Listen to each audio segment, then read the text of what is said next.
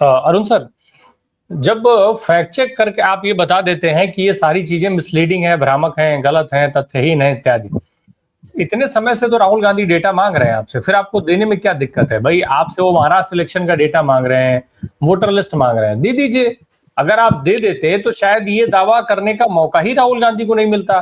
फिर शायद अगर चुनाव आयोग ने पहले दे दिया होता तो कर्नाटक में रिसर्च नहीं हुआ होता, रिसर्च नहीं किया होता, नहीं हुआ होता, तो वो सारे तथ्य जिनको वो एटम बम बता रहे हैं वो नहीं मिले होते। तो ये तो चुनाव आयोग के लिए सबसे आसान काम था कि आप डेटा दे देते राहुल गांधी को या कांग्रेस पार्टी को। जी सर, आवाज आ रही है? जी जी, फर्स्ट क्लास। सर क्यों दे देते, पहले तो मैं यही पूछता हूं। झगड़े से शुरुआत करता हूं आपसे मैं। पहले झगड़ा करेंगे। पंजाबी में कहते हैं आप ऐन लड़िए।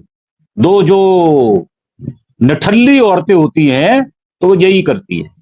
अब निठल्ली औरतें कौन कौन सी हैं?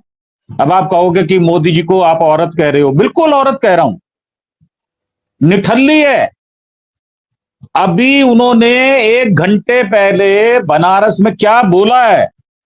उन्होंने कहा हर हर महादेव। साहब, आप संविधान के पद पर बैठे हुए हैं, मंदिर के पुजारी हैं क्या?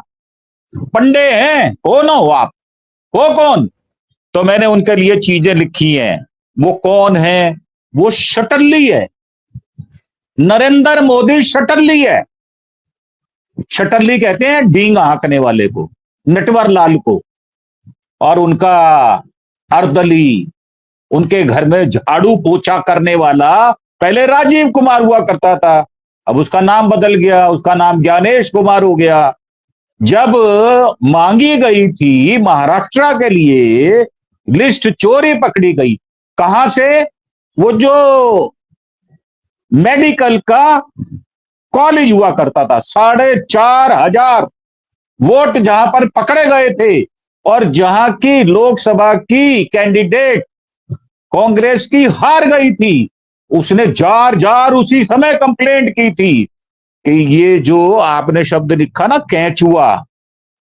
अब कैचुआ तो बरसात में पैदा होता है और कब नमक डालो घुल जाएगा उसका पता नहीं चलता। तो यह ज्ञानेश कुमार कौन है?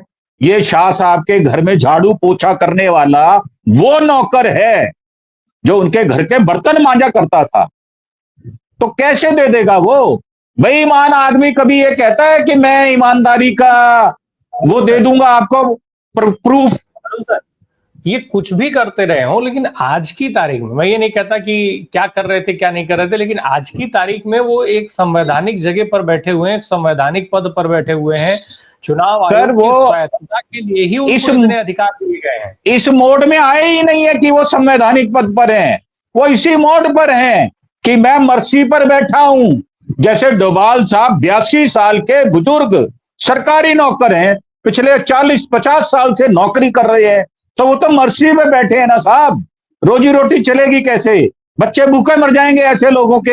हमारे तो मरेंगे नहीं, हम तो काम करने वाले आदमी हैं, मजदूरी भी कर लेंगे। पर ये क्या करेंगे ये भी तो पता चले।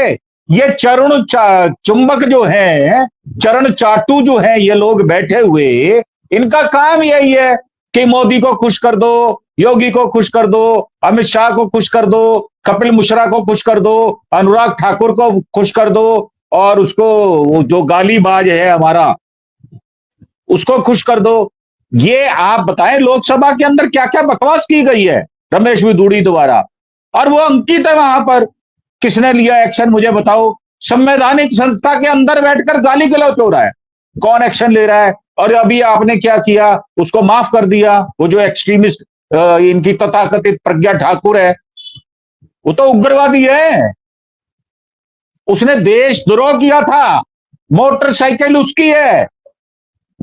तो जो बेशर्म आदमी है, जो निर्लज्ज आदमी है, उसको कोई फर्क नहीं पड़ता। वो कह रहा नहीं देंगे, और बल्कि यहां तक है उन्होंने कहा जी वोटर लिस्ट उस पर डाल दो, वो भी नहीं किया। उन्होंने कहा रिकॉर्डिंग दे दो, वो भी नहीं दिया।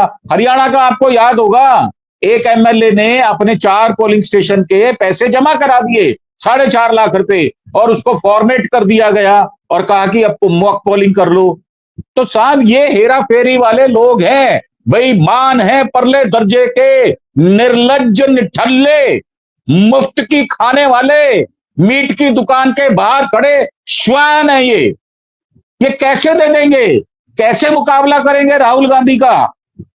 क्योंकि जो आदमी ईमानदारी की भाषा जानता हो, इनसे डरता ना हो, मेरे जैसा आदमी हो, जैसे मैं नहीं डरता, इनसे डरता ना हो, उसके आगे तो ये आगे आगे भागते हैं, उसका जवाब नहीं देते, एक्सपंज कर देते हैं, nothing will go on record. ये कौन बोलता था? जो बोलता था वो आज कहां है? लोग उसके अंदर सिंपैथी ढूंढ रहे हैं, और मैं तो ये कह रहा हूं भाई, उसको ये उसके अंदर जाट ही ढूंढ लो कम से कम, धनखड़ के अंदर जाट तो ढूंढ लो।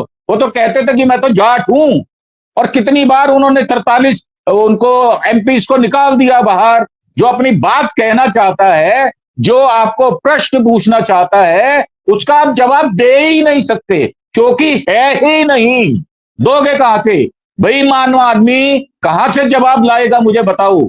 ईमानदार होता तो 20 बार देता। और अभी भी मोदी जी वहां जाकर लोगों को भरमाने का काम कर रहे हैं, धर्म के नाम का धतूरा चटा रहे हैं, धर्म के नाम की अफीम बांट रहे हैं, और वो कह रहे हैं कि सिंदूर नाम से आपत्ति है आपत्ति। अगर आपकी मां जिंदा होती तो आपके घर में मैं सिंदूर भेजता। आप लोगों की महिलाओं के घर में सिंदूर बोझ रहे हैं, शर्म आती है? थोड़ी बहुत शर्म आती है हिंदुत्व की? तो मेरा मानना यह है, ये कैचुआ ऐसा ही चलेगा सर, ये कैचुआ ऐसा ही चलेगा। पूरे देश में एसआईआर होगा, ये चीफ इलेक्शन कमिश्नर ने कह दिया है। ये उनकी प्रयोगशाला बिहार में कामयाब हो गई है। 1 तारीख से, कल से जो 1 सितंबर तक है, मुझे नाम बता देना कितने ऐड हो गए। 22 लाख आदमी मर जाते हैं 6 महीने में। सर, शमशान घाट से हिसाब ही ले आओ, कब्रिस्तानों से हिसाब ले आओ। और लोग 35 लाख लोग कहां चले गए, ये भी तो पता चले। कौन से प्रदेश में जाकर परमानेंट बस गए? उनके भाई, माँ बाप, बेटे, बच्चे, पत्नी तो बिहार में रह रहे हैं, वो तो अकेले नौकरी करने गए हुए हैं। तो आप किसी को भी मैनिपुलेट कर लोगे, चीजों का विस्तार अपने पक्ष में कर लोगे। बेशर्मी का आलम यह है। तो आप कहां से जवाब दोगे? जवाब होगा तो दिया जाएगा। जब जवाब नहीं है, बेईमान आदमी के पास जवाब होता नहीं है। खुल्लम खुल्ला कह रहा हूं, पूरा तंत्र भ्रष्ट है, सड़ गल गया है। इस सड़े गले सिस्टम से जवाब की उम्मीद करना, मुझे लगता है वो बेईमानी है जी। ऊपर से सबके स्टेटमेंट का जो है वो एक फैक्ट चेक करने लग गई है चुनाव आयोग। अब हर रोज वो एक फैक्ट चेक, मिसलीडिंग और ये सब उस पर ठप्पा बना करके और उसको रोज ट्वीट करते हैं, और हर सुबह वो कुछ नया बनाया। राहुल गांधी की कटिंग करके आलू निकलेगा, उसका तो फैक्ट चेक किया था, तो क्या निकला? बेशर्मों पे क्या असर हुआ?